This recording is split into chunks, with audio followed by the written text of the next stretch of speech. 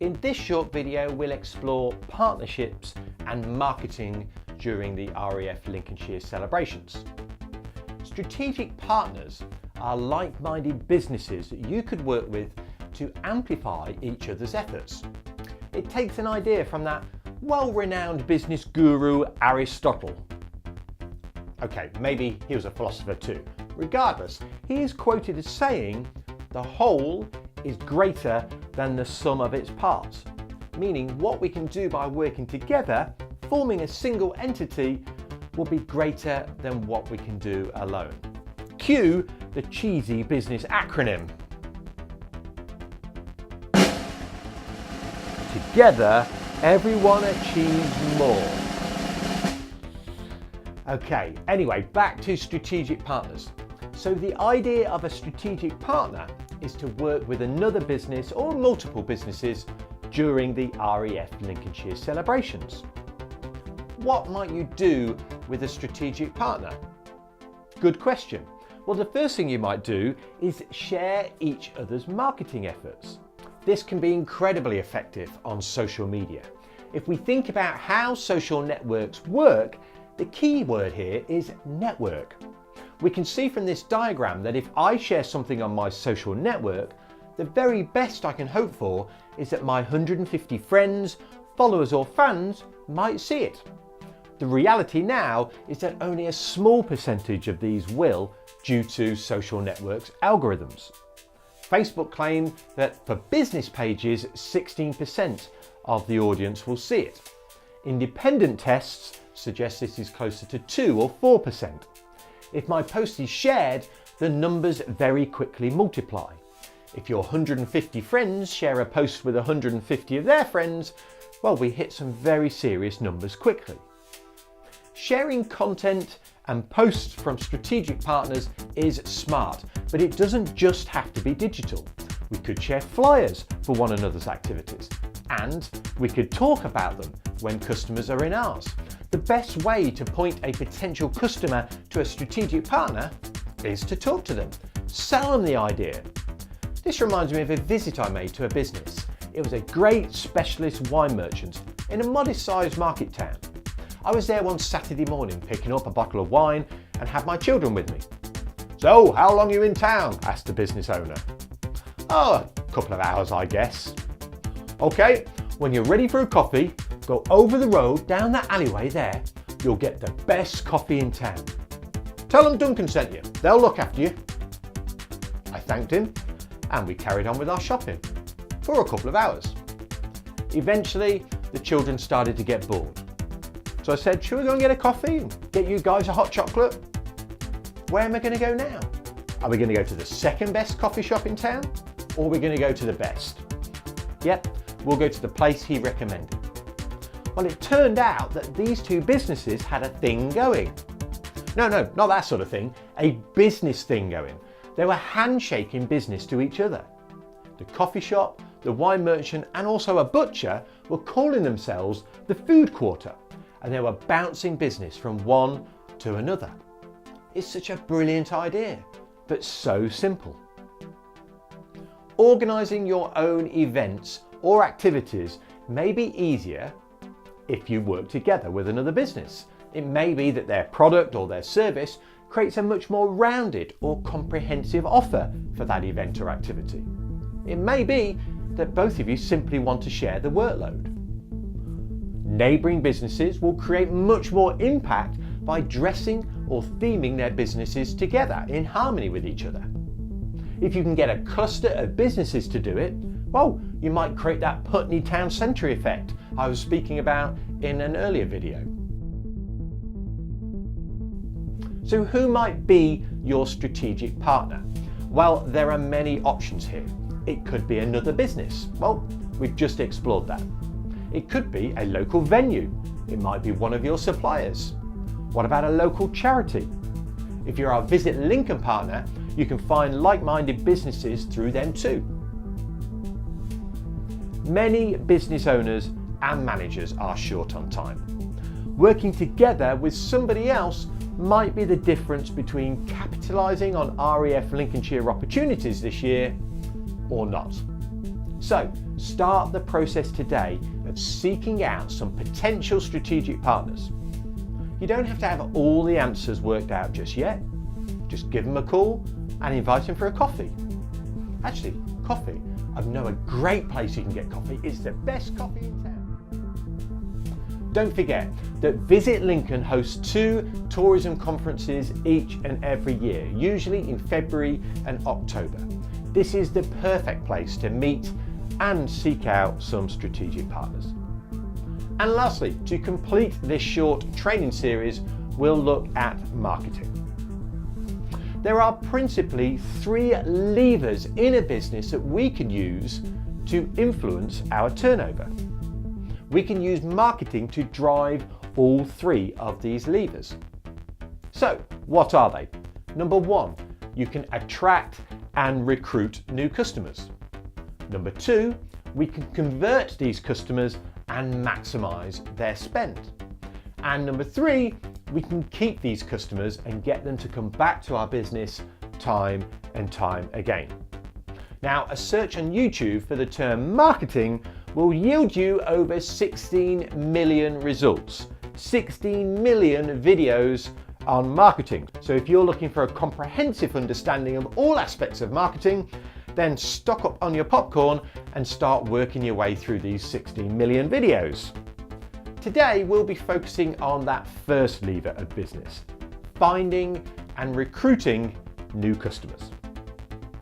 During RAF Lincolnshire celebrations, we may get the opportunity to get our business out there and in front of visitors that have never dealt with you, or lapsed customers that haven't done business with you for some time. As consumers, we are bombarded literally with marketing message after marketing message on a daily basis. Some have estimated this to be several thousand marketing messages a day, which is quite believable when we consider all of those billboards, web banners, emails, branded carrier bags, as well as the more traditional marketing media such as newspapers, TV or radio adverts. The problem is that most of these messages are ignored. How many of yesterday's marketing messages can you remember? You were probably exposed to several thousand of them. We tend to notice things that are particularly timely, that are highly relevant, or things that stand out for being unexpected or unusual. For example, dressing your business with bunting and flags will make it stand out to regular passers-by, as it is unusual, it's changed, it's different. Searchlights and an air raid siren outside your property would probably grab everybody's attention, whether they're a regular or a day visitor, as that is unexpected. A World War II afternoon tea offer would grab the attention midway through the Lincoln's 1940s weekend, as it's timely and it's relevant.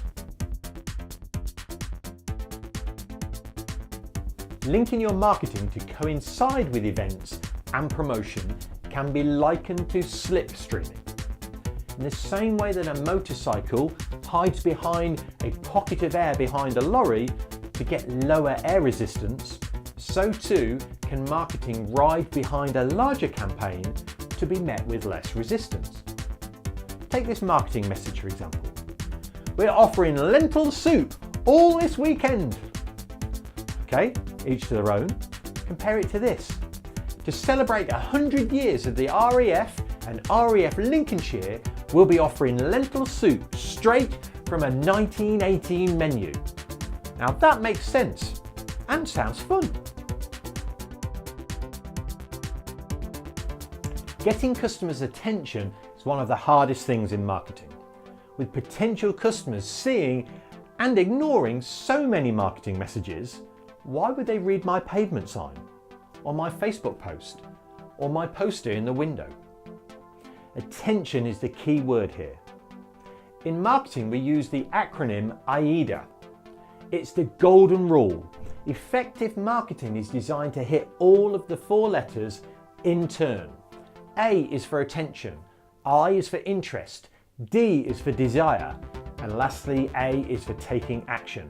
If you don't get my attention, well, we can't do any of the others. So use your theming to grab the attention of visitors. Here's some examples. Flyers. If you decide to hand out flyers at an event, and I'd advise you to check in with Visit Lincoln first to see if it's okay to do so.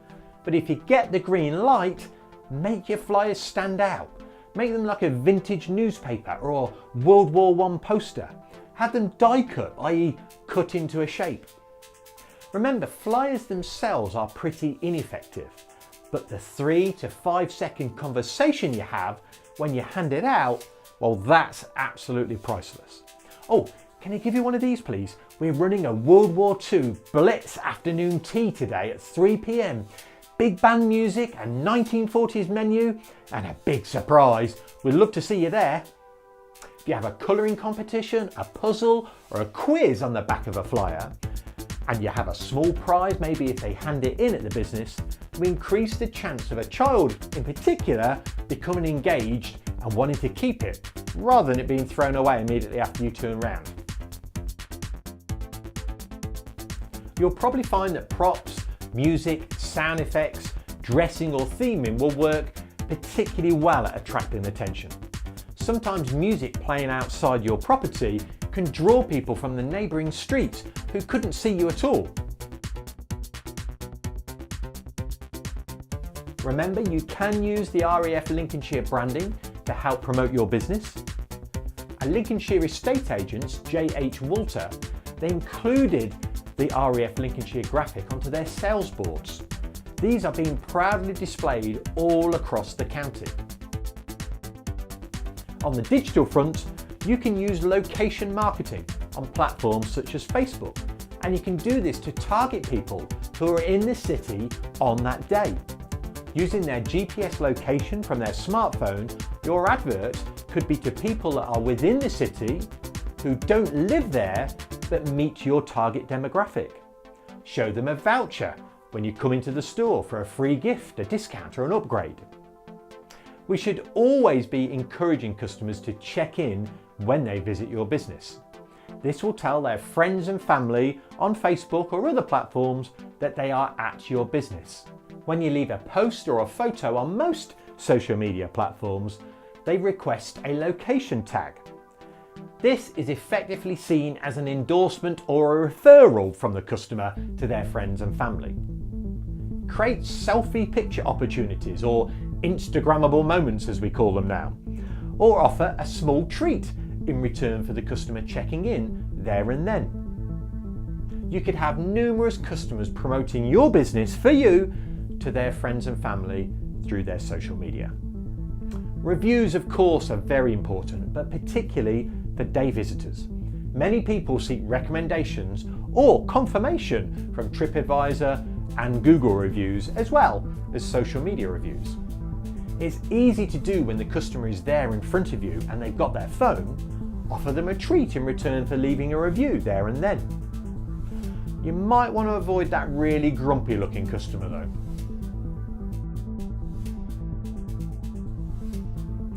Okay, in summary then, 2018 has dealt businesses of Lincolnshire a fabulous hand. With activity covering so many areas of the county, targeted at different age groups and demographics, there is definitely something for every single business in Lincolnshire to capitalise on these. However, you will need to do something. You'll need to do something proactive to make this happen. Why don't you use this year to capitalise on new footfall and then data capture so you can get them back? Get your existing customers to visit again to coincide with one of those big events that are happening throughout the year. Develop your brand and your brand's reputation by sitting alongside RAF Lincolnshire and Visit Lincoln brands. And have some fun. Theme up your business and make it as relevant and as visible as possible. Once you've done all that, market the hell out of it and make sure you get in front of those visitors and you get them into your business. If you're busy, and most of us are, team up with somebody else. Team up with somebody from another business to help make it happen. But be sure to do something. Good luck, feedback any successes you have, and for me, over and out.